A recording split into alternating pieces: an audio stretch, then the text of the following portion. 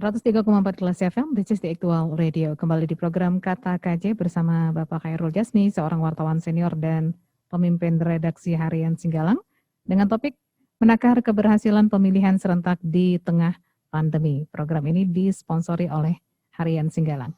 Pak KJ, silahkan kita mulai lanjutkan lagi diskusinya. Ya, menakar keberhasilan pemilihan serentak di tengah pandemi, seperti kita ketahui, sebentar lagi kita akan pilkada, memilih gubernur dan memilih sejumlah kepala daerah. Pengamat politik kita, Azre, saya minta pendapat anda tentang kita mau berdemokrasi tapi kita tak mau mati. Silakan.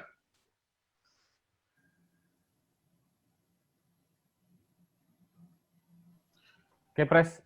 Jadi kalau misalnya kita lihat di negara lain, misalnya Amerika, pandemi tapi pemilihan presidennya di Amerika tanggal 4 November kemarin kan hanya pemilihan presiden dan ada pemilihan legislatifnya juga, ada senat juga tetap jalan. Di India juga seperti itu, di Malaysia juga seperti itu, ada ini tetap jalan ini ya. Tapi kan kalau ke Amerika kan agak lebih fleksibel. Masing-masing negara bagian itu mengatur cara berdemokrasinya. Ada negara bagian yang boleh via pos misalnya, milih sebelum via pos, atau milih by email misalnya, dan lain misalnya.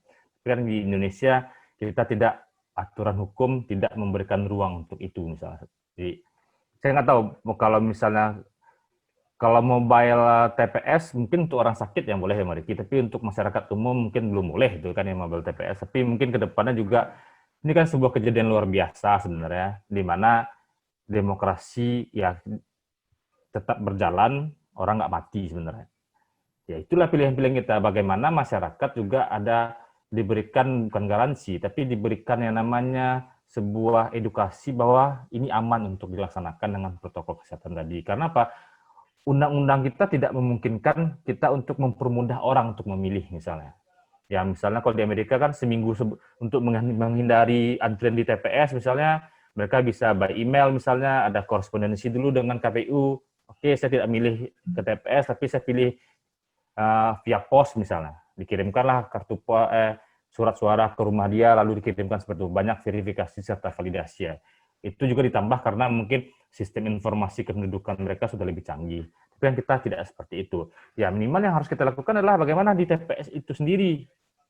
Dan juga bagaimana masyarakat juga aware terhadap pilihan dia untuk datang ke TPS. Masyarakat sadar memakai masker, masyarakat juga sadar untuk menjaga jarak. Ini kan sekarang, kalau misalnya kita lihat yang ketakutan ini kan, karena apakah memang memakai masker, mencuci tangan, menjaga jarak, ini kan belum jadi habit di kita, belum jadi budaya di kita. Kalau ini udah jadi budaya misalnya, ya saya rasa nggak ada kecemasan yang berlebihan terhadap hal ini. Tapi karena apa? Hari ini masyarakat tidak mencerminkan budaya takut dengan COVID ini. Berkumpul-kumpul masih banyak, pakai masker juga masih nggak terlalu ini. Ditambah juga aparat penegak hukum, Perda ini juga kurang konsisten juga untuk melakukan hal ini. Kalau perlu misalnya nanti orang yang datang ke TPS nggak pakai masker bisa dihukum dengan Perda yang sudah dibuat itu kan. Jadi yang ingin saya sampaikan bahwa saya nggak tahu apakah ada negara yang karena COVID ini mencoba untuk mengundurkan proses demokrasinya dalam hal ini pemilu misalnya, saya rasa nggak ada ya. Tapi memang ya Selandia Baru juga ada proses demokratisasinya berjalan dengan baik misalnya. Malaysia juga, tapi walaupun kemudian ada ekses panjang, ekses ada peningkatan sedikit misalnya. Ekses-ekses ini yang harus kita pikirkan dampak cara penanggulangannya. Karena apa? Ya pilkada ini sudah diundur misalnya, tanggal 9 Desember dari bulan November. Kalau diundur lagi misalnya kapan, kita tidak ada satupun yang tahu bahwa kapan pandemi ini akan selesai. Ya. Nah, gitu prinsipnya itu, Bres. Kita tidak tahu kapan ini akan selesai. Mau ada vaksin pun juga misalnya apakah akan aman negeri ini dari pandemi misalnya, recovery-nya juga pasti akan lama itu kan. Jadi memang pemerintah mengambil jalan tengah untuk hal ini, ekonomi jalan, demokrasi jalan, COVID ditekan angka penyebarannya. Tapi memang kita juga harus memberikan contoh juga, jangan berkumpul, ya jangan sampai nanti pilkada ini orangnya berkumpul-kumpul, orangnya menjadi legasi juga untuk orang nanti, legacy untuk sekelompok orang tuh pilkada boleh orang berkumpul, masa kami nggak boleh untuk bikin keramaian secara kerumunan? Ini harus jaga juga ini. Baiklah. Jadi ada legasi-legasi baru untuk memberikan pembenaran terhadap apa yang akan dia lakukan atau telah itu, dia Pres. lakukan. Nah, yang telah dilakukan, Nah, pilkada Pak aja boleh Defriman. berkumpul katanya kan? Kenapa kami nggak boleh reunian misalnya? Gitu, Pres. Oke. Pak Defriman, saya mau masukkan ini apanya dari Bapak tentang penyebaran COVID ini mulai sejak Maret itu sebenarnya bagaimana Pak kisahnya yang belum diketahui orang banyak ini bagaimana tentang COVID ini sehingga bisa dia seperti sekarang. Ini perlu Pak karena kita mau bukan hanya mau pilkada tapi mau libur 11 hari. Silakan. Ya. Baik ya. Jadi kalau kita bicara evidence base ya, bicara data kita, bahwa ini saya sampaikan di grup kawal COVID ya, jelas secara data itu mobilitas orang atau pergerakan orang itu berpengaruh sekali terhadap peningkatan jumlah tingkat penularan. Itu faktanya. Dan saya menyatakan meskipun dampak dari PSBB beragam, tapi PSBB sangat signifikan di dalam menekan angka penularan terhadap COVID itu. Terus yang kedua adalah pasca PSBB, angka kematian signifikan meningkat sampai saat sekarang ini. Itu fakta, itu evidence yang bisa kita sampaikan. Berbeda artinya kalau kita sandingkan dengan perspektif lain tentu tidak sesuai. Tentu bagaimanapun dampak sosiologis dan ekonomi dan lain-lain tentu tidak bisa kita sandingkan itu. Tapi ini bicara evidence kesehatan dalam hal ini. Itu yang pertama saya menyampaikan. Nah, yang kedua adalah yang banyak masyarakat gagal paham dalam hal ini ketika dari data-data penularan ini. Ketika orang lebih cepat untuk mengatakan ini sebuah klaster. Nah, ini juga, mohon maaf, klaster ini saya tidak bisa mengidentifikasi apakah pemerintah sendiri yang menyampaikan ini sebuah klaster atau hanya media saja. Karena mungkin banyak orang di situ terinfeksi. Padahal, kalau secara epidemiologis, Pak KJ, untuk menentukan klaster itu tidak mudah. Karena ada bicara tempatnya, waktunya, dan itu berdasarkan onsetnya juga. Dan kita dulu di awal-awal ketika saya masih mendapatkan data, ya grand access data itu, kita hati-hati betul gitu. Contoh misalnya kayak di Unan aja, Azri paham itu, udah 100 orang lebih positif, apakah kita sebut klaster Unan? Tidak.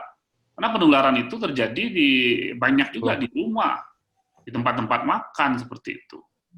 Nah, ini harus dipahami. Saya juga gitu nanti. Pak Riki atau Pak Almi juga harus tajam juga menilai ini. Nanti dikatakan ini klaster pilkada, ini klaster pencoblosan. Jangan-jangan penularan di rumah dia membawa ke sana, apakah memang di situ atau memang pulang dari rumah atau berkumpul-kumpul di luar itu. Ini terbayang nggak, Pak Azri, misalnya kayak saya ini. Saya tinggal di Belimbing, sedangkan saya memilih nanti di Kurau Pagang, di Nanggalo.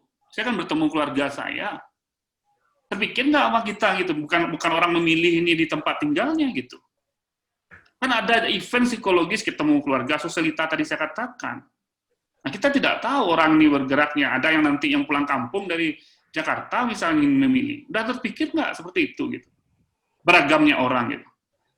Nah, ini yang artinya epidemiologis melihat itu. Sama juga dikatakan, oh ini klaster bank. Padahal bukan di banknya penularan. Padahal orang kongko-kongko makan di pas siangnya, sekelompok orang makan di situ. Kebetulan orang bank semua gitu.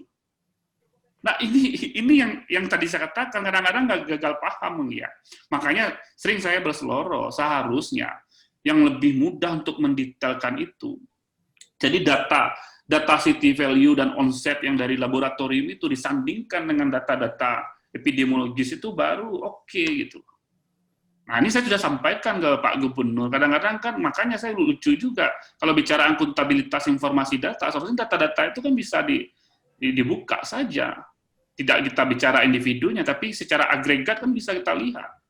Orang ini sudah dapat yang terjadi ini penularannya sudah di ujungnya atau memang di awal. Jadi kalau kita lihat rangkaiannya Pak KJ, rangkaian dari masa inkubasi dan juga masa infeksius itu, ini ada berbeda dia.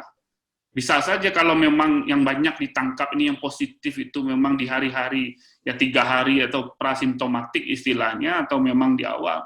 Kalau kita karantina orang itu baru kita bisa menyelamatkan.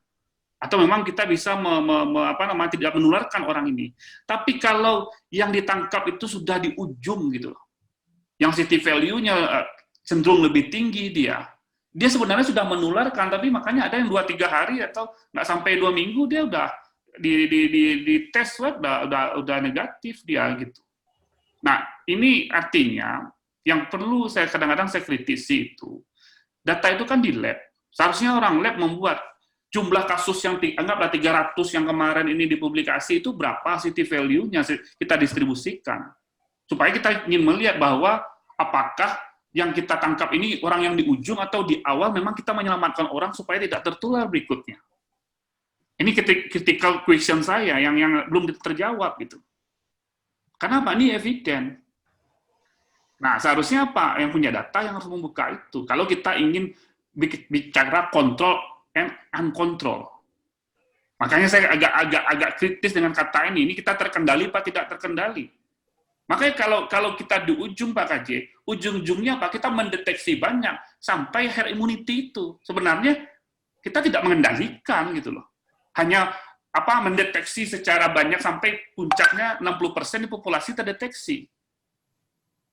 Nah, ini agak berbahaya nih pernyataan saya. Tapi memang kayak gitu kalau kita ingin membuktikan. Nah, jangan-jangan kita capek mendeteksi, sebenarnya kita bukan memutus mata rantai, hanya menunggu hampir 60% di populasi ini, yaitu herd immunity itu kita mendeteksi gitu.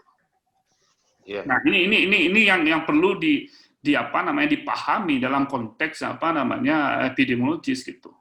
Nah, tentu juga kita juga perlu memantau ini dan mengevaluasi ini. Jadi saya kira akuntabilitas data itu menjadi penting, dan artinya memang orang yang paham juga menganalisis itu. Nah, kita bisa lihat dari sekarang kan tidak ada lagi itu data-data menjelaskan klaster sebuah evidence, tidak ada. Kalau kita kan dulu ingat betul di JTI kita share seperti ini. Dan malah justru ada satu yang saya sampaikan, ini saya sampaikan juga ke Lia ada dulu malah kita menganggap ini awalnya imported cases, pas kita dalami dan malah ada individunya yang menelpon saya bahwa ini sebenarnya bukan imported cases Pak Dev, ini sebenarnya adalah transmisi lokal yang terjadi. Nah, kenapa dirunut ke belakang? Nah, ternyata ibunya ini di Pasaraya waktu itu seolah-olah dia udah menjadi bersalah juga karena dia yang dari Jakarta. Nah, sedangkan surveillance langsung mengklaim karena Anda di Jakarta Anda bawa virus gitu. Nah, itu kan tidak bisa sesederhana itu kita mengatakan. Nah, ini hati-hati betul yang termasuk yang sekarang yang menarik kalau ingin kita lihat apakah benar misalnya yang klaster di Nia Putri ini kalau ada datanya kita bisa tajam analisis itu. Nah, intinya menurut saya setuju dengan Pak Azri tadi yang terakhir itu. Artinya apa? Yang menurut saya yang agak kurang menurut saya di dalam pengendalian ini kita tidak penerapan protokol kesehatan dan new habit itu tidak direncanakan dengan baik Pak Kaji untuk bagaimana membangunnya di masyarakat. Nah, seharusnya saya sudah katakan dulu di awal Pak Gubernur, ini kita buat strategi itu bagaimana? Tentu kan merangkul media, semua komponen masyarakat. Dan tentu juga termasuk juga bicara pendanaan, bagaimana tidak hanya sekedar strategi, tapi juga biaya alokasi di situ. Termasuk tenaga surveillance. Ini saya buka aja sedikit ya. Itu dulu orang lebih banyak tersedot dananya ke testing. Sedangkan tenaga surveillance nggak ada alokasi itu. Sedangkan yang tahu di lapangan itu adalah tenaga surveillance. Belum nanti mengedukasi ini. Dan kita melihat serangkaian ini. Jelas kalau kita ambil jalan tengahnya pada saat sekarang ini bahwa pandemi berjalan, aktivitas berjalan, protokol kesehatan itu menjadi sulit. Sedangkan protokol kesehatan bicara perilaku. Nah, kita tahu bahwa perilaku itu tidak mudah. Seharusnya kalau di awal kita edukasi pas waktu masa PSBB, tapi kan masih udah jadi bubur ya, tidak. Artinya kita itu yang menurut saya PSBB gagalnya salah satunya adalah bahwa kita tidak sadar bahwa habit itu belum terbangun di situ sebelum kita masuk ke new normal. Nah, saya kira itu Pak KJ, karena memang bagaimanapun sebelum vaksin atau vaksin ini menjadi membuat euforia orang akan aman, sedangkan protokol kesehatan sudah mulai abai saat sekarang ini, karena memang menunggu vaksin itu seolah-olah efektif gitu. Padahal kita juga bicara vaksin juga butuh waktu, tidak semudah langsung seperti obat yang kita kebal begitu. Saya kira itu. Wabah flu saja sampai hari ini tidak ada vaksinnya. Sudah 100 tahun, dan kalau ini dapat vaksin itu luar biasa dalam sejarah peradaban kemanusiaan di dunia. Pak Riki, kekhawatiran dari kita bersama tadi adalah akan ada orang bertambah kena COVID-19 yang dengan gampang disebut klaster KPU, disebut klaster TPS atau klaster apalah nanti. Bisa jadi klaster gubernur, klaster wali kota, dan segala macam. Itu akan muncul, padahal sebenarnya ini gelombang pertama saja belum selesai. Ini seperti cerita berbingkai, cerita pertama belum selesai, muncul cerita baru belum usai, datang cerita lain, dan sekarang cerita pemilihan kepala daerah yang dilaksanakan oleh KPU. Sesungguhnya KPU berdabuk enggak darahnya, atau biasa-biasa saja menghadapi event ini? Silakan Pak Riki. Ya, untuk pertanyaan Pak KJ tadi, saya enggak bisa diplomatis ya. Kalau boleh ya kami sampaikan saja, sebagai penyelenggara tentu kami cemas Pak KJ, ya, sebagai penyelenggara. Tapi kalau kita buka data, ya, penyelenggaraan tahapan yang sudah kita selesaikan, itu ada beberapa tahapan yang dilaksanakan berinteraksi intensif dengan pemilih yang ada di Kota Padang. Seperti misalkan pencocokan dan penelitian, ya. Tahapan ini itu mengunjungi seluruh rumah warga Kota Padang yang tersebar di 104 kelurahan. Nah, kemudian ada tahapan gimana?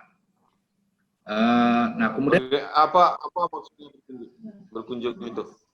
Nah, hasil pencocokan dan penelitian ini Pak KJ, kemudian hasil verifikasi faktual dukungan pasangan calon perseorangan yang juga mengunjungi rumah-rumah warga, kita tidak mendapatkan data ada satu orang penyelenggara, tidak ada, yang dirawat setelah menjalankan tugas verifikasi ini ke lapangan karena positif terinfeksi COVID-19. Artinya apa dari data ini bisa kita lihat Pak Azri, ada kepatuhan terhadap pelaksanaan penerapan protokol kesehatan selama penyelenggaraan tahapan 2020 ini. Nah, tapi bukan berarti KPU tidak memperhatikan apa yang sudah disampaikan oleh Bapak Defriman tadi Pak KJ. Itu juga jadi PR bagi KPU. Apalagi hari pemungutan suara tentu berbeda pelaksanaannya dengan pelaksanaan tahapan yang sudah berlangsung ini.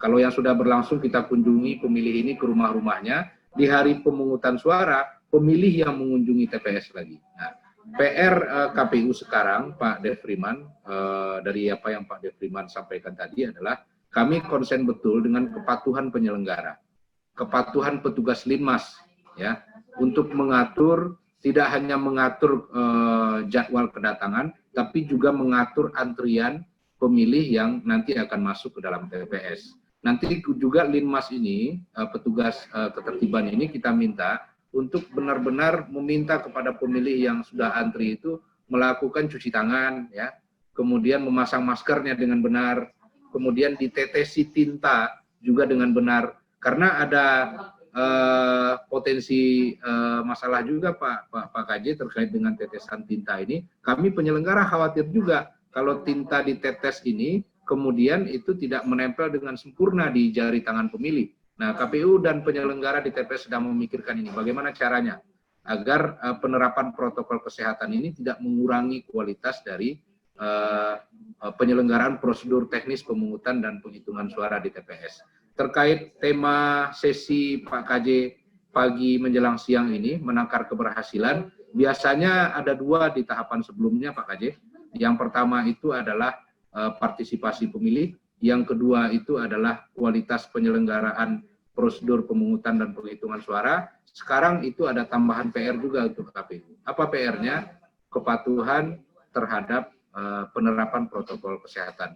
Itu KPU berkomitmen betul terhadap 3 hal itu Pak KJ, dan kami minta dukungan dari pemirsa warga Kota Padang, pemirsa Klesi FM, untuk dapat mematuhi seluruh ketentuan yang berlaku terkait dengan penyelenggaraan pemungutan suara di TPS 9 Desember nanti, yang itu harus mengadopsi protokol kesehatan.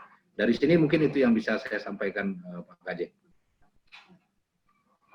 Baik, saya mau ke Pak Alni lagi nih. Ya, Itu jajaran Bawaslu itu semua, apakah ada masukan dari mereka Pak tentang situasi sesungguhnya dari masyarakat? Begini Pak, sehingga nanti mereka bisa terkena COVID atau tidak datang ke TPS. Pertama, jumlah anggota Bawaslu seluruh Sumatera Barat, kemudian apa masukannya kepada Bawaslu Sumatera Barat di suasana wabah Corona ini? Silakan Pak Alni. Jadi begini Bang KJ, tentu kita mengaitkan dengan tugas-tugas mereka. Nah ini Bang KJ, tugas pengawasan pemilu itu kan memastikan peraturan perundang-undangan berkaitan dengan pelaksanaan pemilihan ini berjalan sesuai dengan ketentuan yang ada.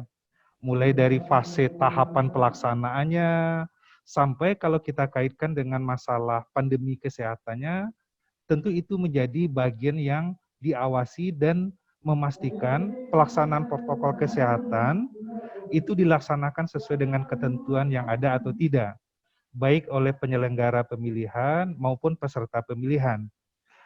Berkaitan dengan masukan-masukan yang disampaikan, tentu saja kita kan petugas kita setiap melakukan tugas-tugas mereka akan membuat form A pengawasan, Bang KJ. Form A pengawasan itu berisikan apa saja peristiwa yang terjadi di lapangan yang merupakan bahagian yang sedang diawasi mereka. Apabila ada dugaan-dugaan pelanggaran, itu dalam form A pengawasan oleh petugas kita itu tergambar Bang KJ. Dan ini dilaporkan secara tersentralisasi.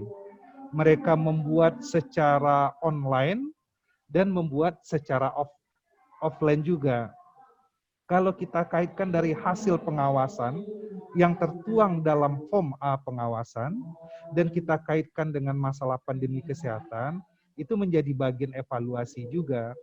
Seperti contoh Bang KJ, seperti peristiwa debat pasangan calon kemarin ini yang telah dilakukan oleh KPU pertingkatan, KPU provinsi, dan KPU kabupaten kota. Kalau berkaitan dengan aturan debat, itu umumnya seluruh KPU kabupaten kota serta peserta pemilihan di ruangan debatnya itu sudah melakukan standar kesehatan. Protokol kesehatan sudah dijaga. Menggunakan alat pelindung diri, masker, face shield, jumlah yang dibatasi, menjaga jarak. Tetapi di luar arena, di luar tempat debat itu yang tidak terkontrol berkaitan dengan masalah protokol kesehatan. Misalkan jumlah pendukung yang banyak, pendukung yang tidak menggunakan protokol kesehatan, dan sebagainya. Dan ini kita juga berikan masukan kepada penyelenggara. Di lokasi tidak masalah, tetapi di luar lokasi acara. Seperti itu Bang KJ. Maka masukan-masukan dari lapangan itu tetap kita sampaikan sesuai prosedur yang ada. Begitu Bang KJ. Baik Pak Alni, Pak Alni, pendengar Radio Klesi dimanapun Anda berada, ini adalah acara Kata KJ menakar demokrasi di tengah pandemi, disiarkan oleh Radio Klesi bekerja sama dengan Harian Singgalang. Sesi ini akan kita akhiri karena kita mau berjumat. Terima kasih Pak Ilham Azre, Pak Riki, Pak Alni dan Pak Defriman Japri sudah melakukan pencerahan terhadap pendengar radio tercinta ini untuk di seluruh Sumatera Barat. Dan sebagai penutup, saya akan membacakan kata KJ. Kata KJ, kita mau berdemokrasi, tapi kita takut mati. Wabah membuat kehidupan kita kucar-kacir. Banyak yang mati, sedang demokrasi perlu diisi. Karena itu kita perlu hati-hati. Terima kasih. Assalamualaikum warahmatullahi wabarakatuh.